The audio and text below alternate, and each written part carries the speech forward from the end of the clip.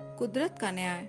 आज जब ऋषभ ऑफिस से जल्दी घर लौट रहा था तो रास्ते में ताजा आम दिखाई पड़े। तो उसने गाड़ी पार्किंग में लगाई और फटाफट 1 किलो ताजा आम खरीदे और साथ ही साथ 1 किलो लीची भी ले ली। यह सोचते हुए कि बाबूजी तो देखते ही खुशी के मारे उछल पड़ेंगे। और फिर फलों को लेकर ऋषभ घर के लिए चल दिया। लेकिन जैसे ही ऋषभ ने घर के अंदर कदम रखा, उसे अपनी आंखों पर विश्वास ही नहीं हुआ। अचानक उसकी आंखों से आंसू बहने लगे और वह वहीं दरवाजे के पास खड़ा हो गया। उसकी हिम्मत ही नहीं हो रही थी कि वह अपने माँ बाबूजी का सामना कर सके, क्योंकि ऋषभ की पत्नी अनीता धमकाते हुए बोली, बाबूजी, आपको बिल्कुल भी तमीज नहीं है। कैसे काम कर रहे हैं? अगर यह काम शाम तक आपके बेटे के आने से पहले पूरा नहीं हुआ ना, तो इस बुढ़िया को उतनी ही तकलीफ दूंगी। फिर मुझे दोष मत देना। राधे श्याम जी घबराकर बोले, बहू, सुनंदा को कुछ मत करो, उसकी तबीयत ठीक नहीं है। मैं ऋषभ के आने से पहले सब काम कर दूंगा और उससे कुछ नहीं बोलूंगा। अनीता अकड़ कर बोली, ठीक है, पर याद रखना, तुम दोनों ने जिस दिन अपने बेटे के आगे अपना मुंह खोला ना, उसी दिन तुम दोनों का बोरिया बिस्तर उठाकर बाहर फेंक दूंगी। फिर सड़क पर भीख मांगते रहना। अनीता की बातें सुनते हुए सुनंदा जी के आंखों से आंसू निकल आए। बुढ़िया, तू क्या बैठे बैठे आंसू में बहाए जा रही है? चल मेरे पैर दबा, बहुत दर्द हो रहा है। कल पार्टी में डांस करके बहुत थक गई थी, तो मेरे हाथ पैर को मालिश कर दो। और सुनंदा जी बहू के पैर दबाने के लिए आगे बढ़ी। तभी अचानक अनीता के गाल पर एक जोरदार थप्पड़ पड़ने की आवाज गूंज उठी। अनीता को तो 1 सेकंड तक कुछ समझ में ही नहीं आया कि यह क्या हुआ उसके साथ। लेकिन जैसे ही उसकी नजर ऋषभ पर पड़ी, उसकी आंखें फटी की फटी रह गई। ऋषभ चिल्लाते हुए बोला, हिम्मत कैसे हुई तुम्हारी मेरे माता पिता के साथ ऐसा बर्ताव करने की? राधे श्याम जी बेटे की आवाज सुनकर बाहर आ गए। ऋषभ अपने पिता की ओर देखकर बोला, जिस माता पिता के सामने कभी मैंने ऊंची आवाज में बात तक ना की हो, और तुम उनके साथ ऐसा व्यवहार कर रही हो। उनकी तुमने ऐसी हालत कर दी है। बड़ों से कैसे व्यवहार किया जाता है वो तमीज भूल गई हो क्या? अनीता ने चिल्लाते हुए कहा, हाँ, भूल गई हूँ सारी तमीज। जब से आए हैं जीना हराम कर दिया है दोनों ने। तुम्हें मुबारक हो तुम्हारे यह अनपढ़ माँ बाप। मैं गवारों और जाहिलों को नहीं झेल सकती। समझे तुम? इन गवारों को यहाँ बुलाया ही क्यों? बहुत बर्दाश्त कर लिया मैंने, पर अब मुझे यह दोनों फूटी आग भी नहीं सुहाते। घिन आती है मुझे इन लोगों को देखकर। ना खाने की तमीज, ना पहनने की तमीज। खाना खाने बैठे तो सामने वालों को उल्टी हो जाए। पूरे खाने को लड्डू बना करके खाते हैं। और कपड़े तो देखो, इन्हें देखकर किसी को भी हंसी आ जाए। इतने ओल्ड फैशन हैं। कान खोलकर सुन लो ऋषभ, मैं इन लोगों को एक पल के लिए भी अपनी नजरों के सामने बर्दाश्त नहीं कर सकती। अनीता की बातें सुनकर ऋषभ का गुस्सा और भी ज्यादा बढ़ गया। उसने एक तमाचा और अनीता के गालों पर जड़ दिया। मुझे नहीं पता था कि तुम मेरे माता पिता से इतनी नफरत करती हो, वरना तुमसे शादी तो दूर तुम्हारी तरफ देखता भी नहीं। अरे, मेरे माँ बाप के लिए तुम जैसी 1000 लड़कियां कुर्बान हैं। माफी मांगो अनीता, माँ बाबूजी से माफी मांगो, वरना आज मैं अपनी सारी हदें भूल जाऊंगा। माफी मांगो और इन गवारों से माई फुट। इतना कहकर अनीता अंदर कमरे में चली गई।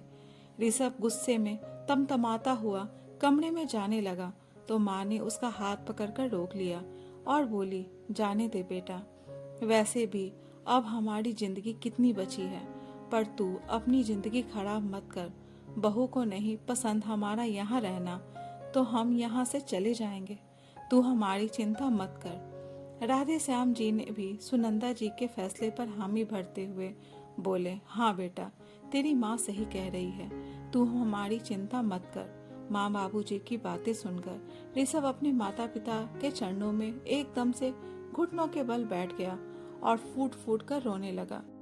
ऋषभ अपने माता पिता के दिल में छुपे दर्द को महसूस कर पा रहा था। माँ बाबूजी, मुझे माफ कर दीजिए। आज इस घर में आपको इतनी जिल्लतों का सामना करना पड़ा। आप दोनों को ऐसे घुट घुट कर जीना पड़ा, और मैं कैसे इतने दिनों से आपके दुख, आपके दर्द को ना देख पाया। धिक्कार है मुझे मेरे बेटे होने पर। आप दोनों मेरे लिए भगवान से भी पहले हो। तो राधे श्याम जी ऋषभ को कंधे से उठाते हुए उसके सिर पर प्यार भरा हाथ फेरते हुए बोले, क्या हम नहीं जानते कि हमारा बेटा अपने माँ बाप से कितना प्यार करता है? पर बेटा, हम गांव में भी बहुत खुश हैं। चारों तरफ हरियाली ही हरियाली है। आस पड़ोस के लोग कितना मान सम्मान देते हैं। और फिर तुम तो हर शनिवार रविवार हमारे साथ पूरे दिन रात रहते ही हो। हमारे लिए बस वही बहुत है। राधे श्याम जी अपने कमरे में आकर लगे कुर्सी पर बैठकर पुराने खट्टे मीठे ख्यालों में खो गए, जो उन्होंने अपने बेटे के शहर आने के बाद अपनी पत्नी के साथ बिताए थे। वह सुनंदा जी का मन बहलाने का एक भी मौका नहीं छोड़ते थे। अरे सुनती हो भाग्यवान, अपनी पत्नी सुनंदा जी को आवाज लगाई। नहीं, कान में रुई डाल रखी है मैंने तो। मीठा सा ताना देते हुए सुनंदा जी ने रसोई से ही जवाब दिया।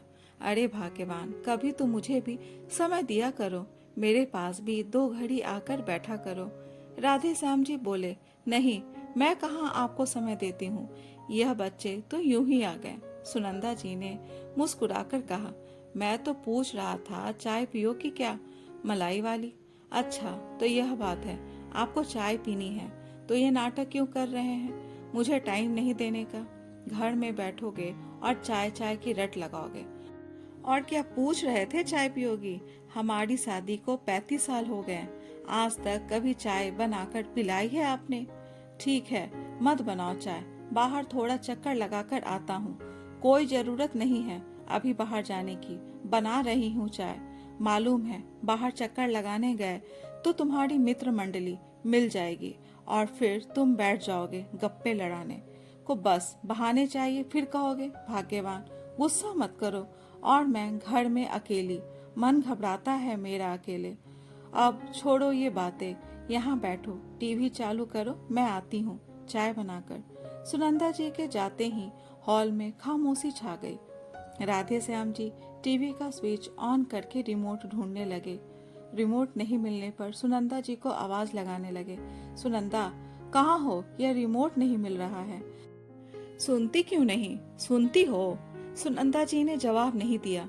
जवाब नहीं मिलने पर राधे श्याम जी परेशान हो गए और एकदम से दौड़कर रसोई की तरफ जाने लगे। तभी सुनंदा जी रसोई से निकलकर आई और कहने लगी, हद होती है चिल्लाने की। अभी तो कहा चाय बनाने को जा रही हूँ, चाय बनाने भी नहीं देते। क्या हुआ? क्यों चिल्ला रहे हो? और रसोई में क्यों आ रहे हो? अरे वो रिमोट नहीं मिल रहा था टीवी का। अरे तो क्या मैं साथ लेकर घूम रही हूँ रिमोट? वो तुमने जवाब नहीं दिया ना, तो मैं परेशान हो गया था कि कहीं तुम्हें कुछ। राधे श्याम जी ने सुनंदा जी के कंधे पर हाथ रखते हुए कहा। तो सुनंदा जी यह देखकर भावुक हो गई। पति का प्यार देखकर उनकी आंखें नम हो गई। फिर खुद को संभालते हुए बोली, अरे आप तो फालतू में चिंता करते हो, कुछ नहीं हुआ है मुझे। मैं तो गुस्से की वजह से जवाब नहीं दे रही थी। सोचा चाय लेकर आऊंगी तब जवाब दूंगी। नहीं सुनंदा, ऐसे कभी मत करना। गुस्सा भले ही कर लेना, पर बुलाने पर जवाब जरूर देना। राधे श्याम जी का इतना प्यार देखकर सुनंदा जी की आंखों से आंसू बहने लगे और कहने लगी, चलिए चलकर बैठिए, मैं चाय लेकर आती हूँ। राधे श्याम जी ने ठीक है कहा और हॉल में जाकर फिर रिमोट ढूंढने लगे। रिमोट मिलने पर बैठ गए और टीवी चालू कर दिया। ये लीजिए आपकी गुड़ वाली चाय और पकौड़े। अरे वाह, क्या बात है, दिल खुश कर दिया आपने तो। चाय मांगी थी पर आपने तो पकौड़े भी ला दिया। वाह, मजा आ गया। अरे भाग्यवान, पर चाय में मलाई नहीं डाली आपने तो। डॉक्टर ने मना किया है मलाई खाने को, पर तुम्हें पता है ना कि मलाई मुझे कितनी अच्छी लगती है। हाँ तो क्या करूं, नहीं मिलेगी मतलब नहीं मिलेगी। चुप करके चाय पी लो, नहीं तो यह भी ले जाऊंगी। सुनंदा, आधी चम्मच मलाई डाल दो ना। बिना मलाई चाय अच्छी नहीं लग रही। सुनंदा जी बोली, हे भगवान, इस 65 साल के बुढ़े को कुछ बुद्धि दे दो, मैं तो समझा समझा कर थक गई हूँ। सुनंदा जी रसोई में गई और मलाई लेकर आई। तौबा तौबा, दुनिया सुधर गई पर आप नहीं सुधरेंगे। चाय पीने लगे और टीवी देखने लगे। चाय पीते पीते राधे श्याम जी ने रिमोट उठाया और चैनल चेंज कर दिया तो सुनंदा जी को गुस्सा आ गया। क्या आप भी? अच्छा वाला चैनल तो चल रहा था, क्यों चेंज कर दिया?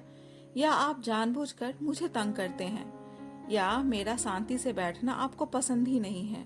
हाँ, यह सच बात है। मुझे जब तक तुम्हारी आवाज नहीं सुनाई देती मैं बेचैन हो जाता हूँ। तब मैं तुम्हें जानबूझकर परेशान करता हूँ। तुम्हारी आवाज से यह घर घर लगता है।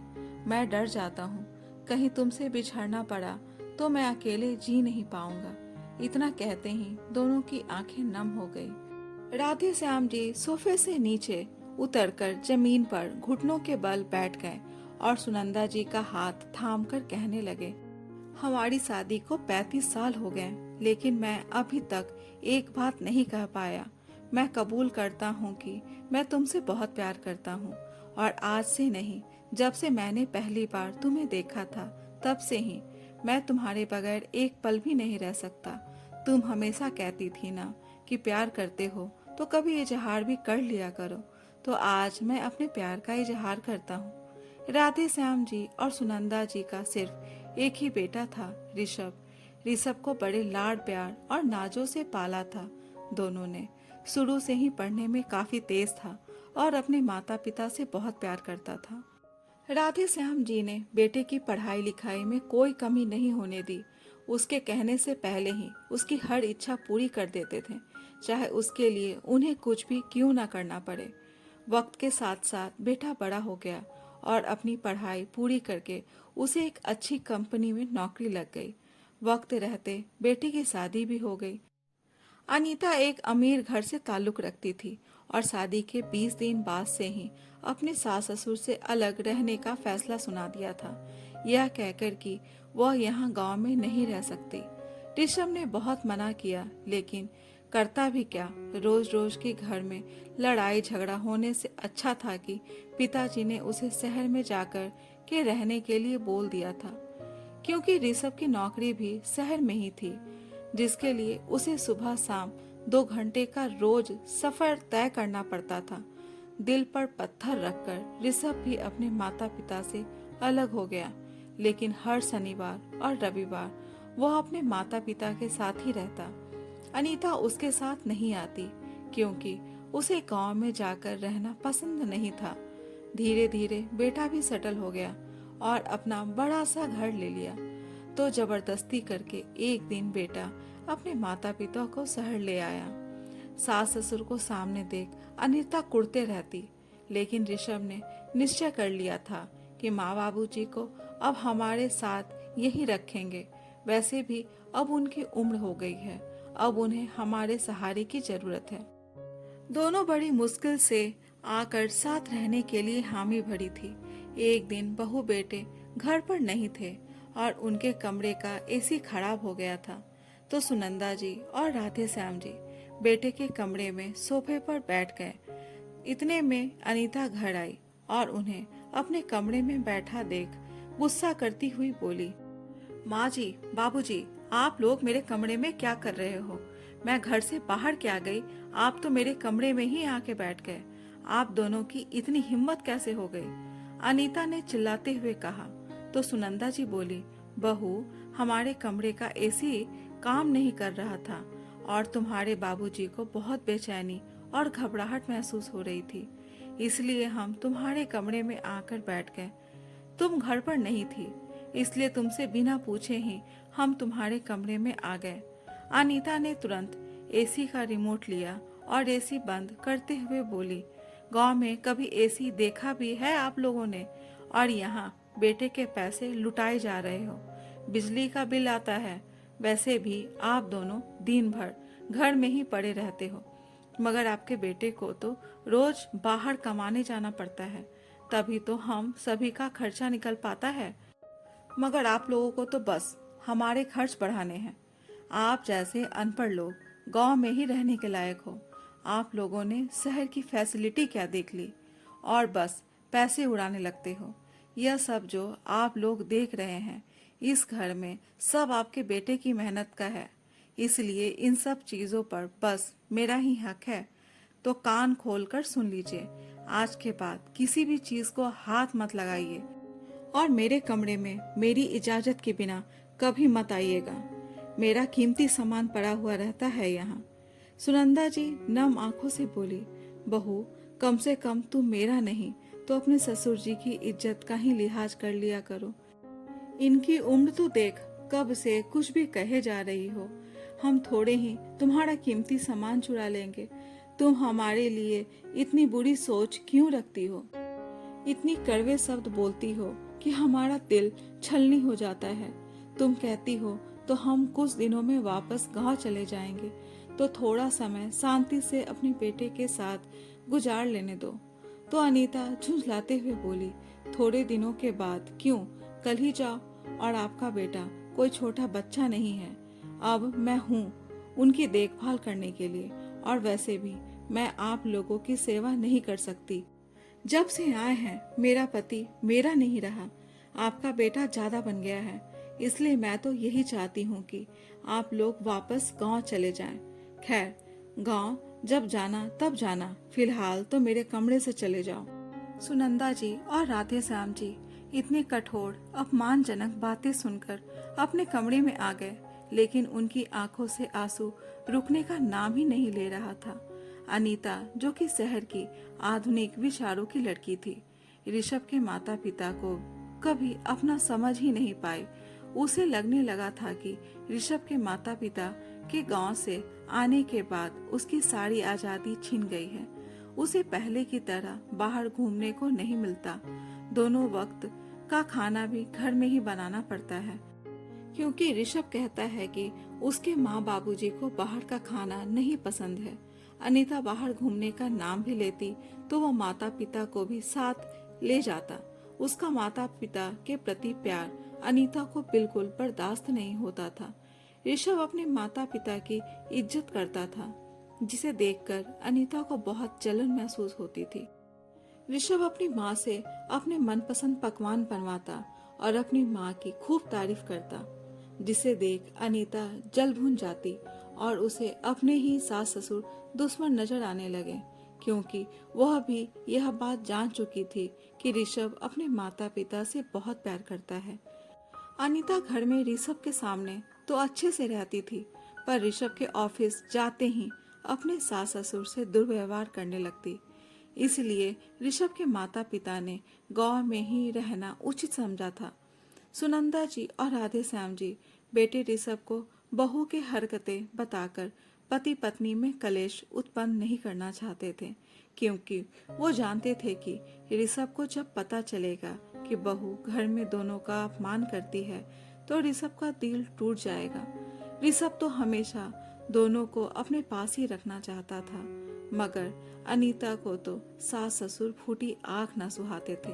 ऋषभ एक दिन अपने कमरे में तैयार हो रहा था तो उसे अनीता की आवाज सुनाई दी।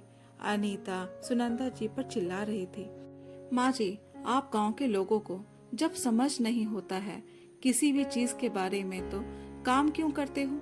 आपको मशीन में कपड़े लगाने के लिए किसने कहा था? आपको हैंड वॉश की बोतल और कपड़े धोने वाले लिक्विड की बोतल में फर्क नहीं समझ आता तो अपने मशीन में हैंड वॉश की बोतल से लिक्विड क्यों डाल दिया? मैंने कितनी बार कहा है कि हमारे घर की चीजों को हाथ मत लगाइए। ऋषभ ने जब अनीता को अपनी माँ से ऐसे बर्ताव करते देखा तो उसे सहन नहीं हुआ और वो गुस्से में बोला, यह किस तरह से बात कर रही हो मेरी माँ से?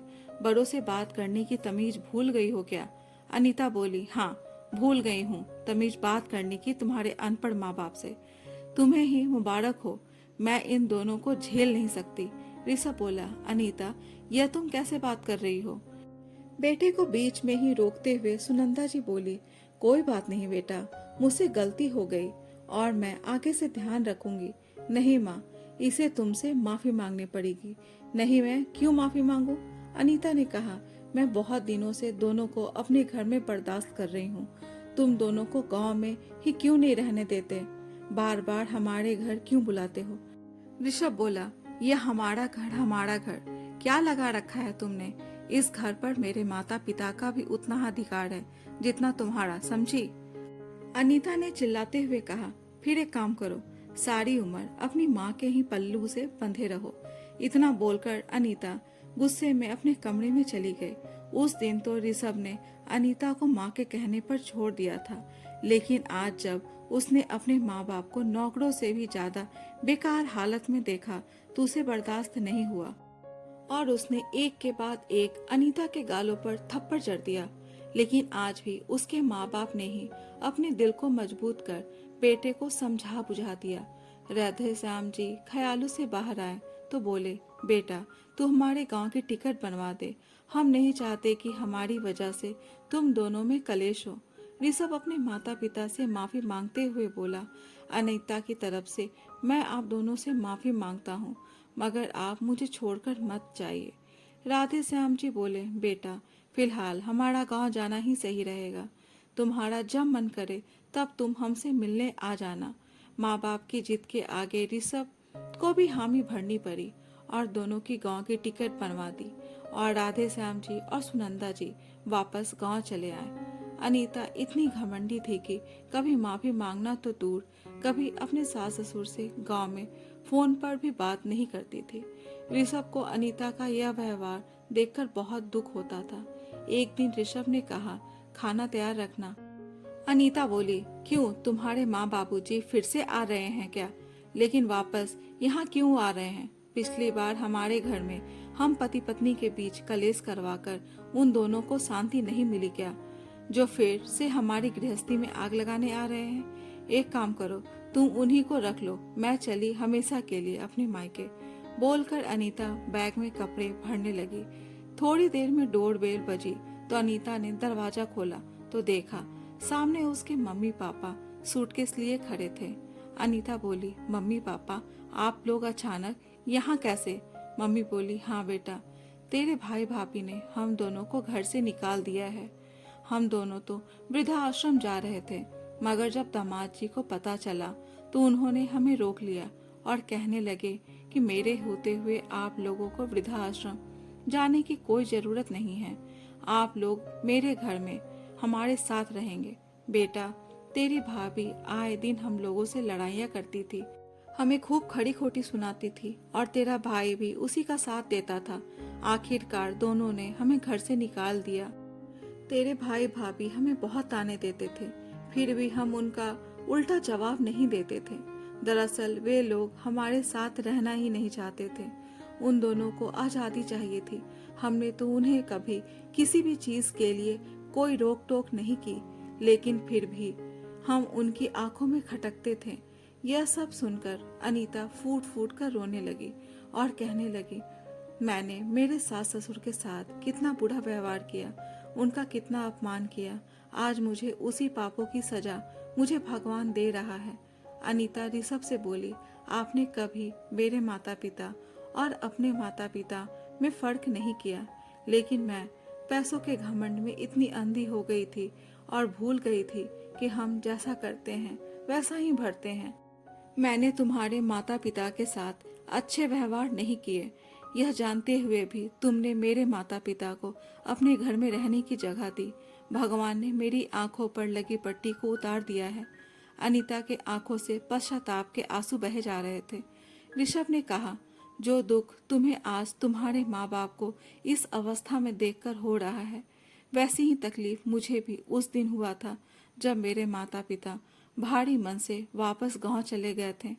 यह भौतिक सुख सुविधाएं नहीं चाहिए होती है उन्हें, वे तो बस प्यार और सम्मान के भूखे हैं। इतना कहते हुए ऋषभ के आंखों से भी आंसू बह निकले। अनीता ने तुरंत अपने सास ससुर को गांव में फोन लगाया और रोते हुए उन दोनों से माफी मांगी। राधे श्याम जी और सुनंदा जी ने अनीता को माफ कर दिया।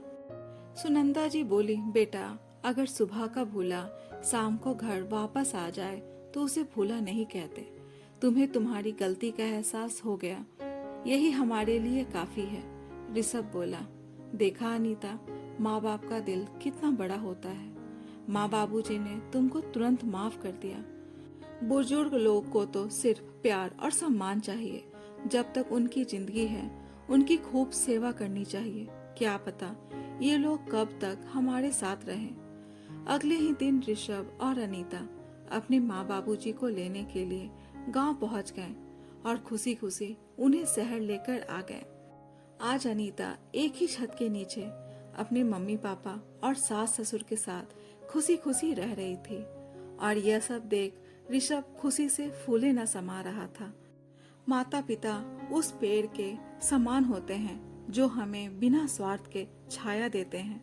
बड़े बुजुर्गों के उंगलियों में ताकत तो नहीं होती है, मगर एक बार सर झुका करके देखो, उनके कांपते हाथों से भी जमाने भर की दौलत मिल जाएगी।